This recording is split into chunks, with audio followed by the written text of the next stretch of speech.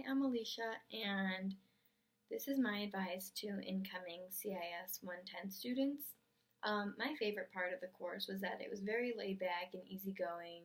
For all your speeches, you have like a good amount of work days where you work on it out of class, and then you come in to give your speeches. So I really like that.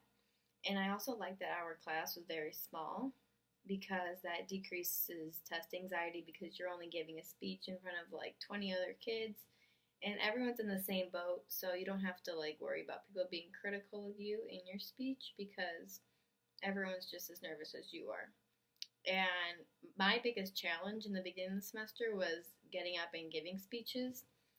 But like I just said, having that small class, you're like there aren't a lot of people that you're presenting in front of, and you just have to know that people don't really care if you mess up, so don't stress about that.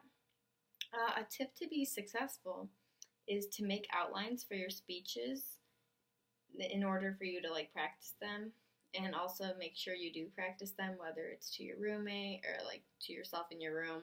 Make sure you practice them, and also make sure you write like keyword outlines rather than big like sentences, just because it's a lot harder for you to memorize a whole speech, and then if you mess up or you blank out while you're giving it, then you might get lost and not know what to say. So if as long as you have just a few like keywords that like you know to touch on like key topics, that's good because you kind of just go with it as you give your speech, and that way you touch on all your topics, but you don't have anything like rehearsed and too robotic.